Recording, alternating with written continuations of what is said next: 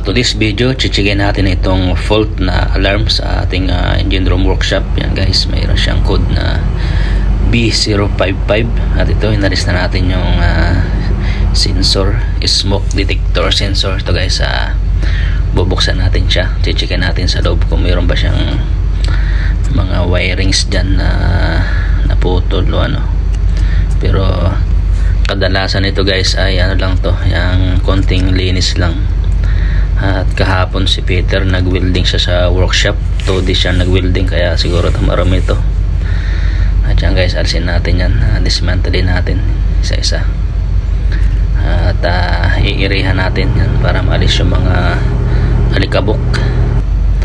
Yan guys, pagka nairihan natin, linisin natin yung kanyang meron niyan guys, yan, mirror. At yung ito sa kabila, yung sa may PC board nya, yan guys, andyan yung kanyang sensor. Yan, sensitive yan guys, kaya kailangan natin linisin ng cotton buds. At itong mirror nya, kailangan din natin siyang linisin.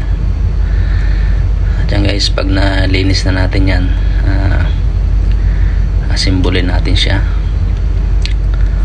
At guys, tapos natin linisin, atin na siyang asimbolin. Yan guys, kailangan ibalik din natin yung dati niyang mga posisyon. Yan guys, kailangan na step by step.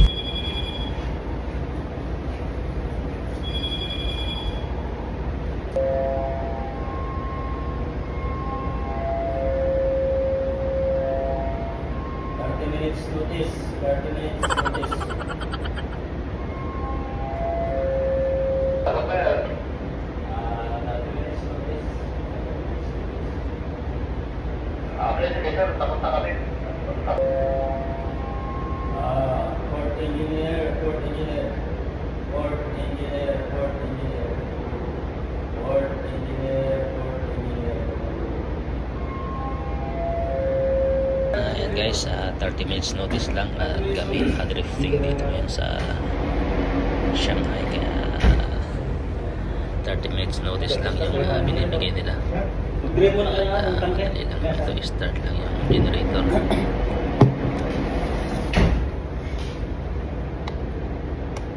Okay, tawagan tayo ng 30 minutes notice.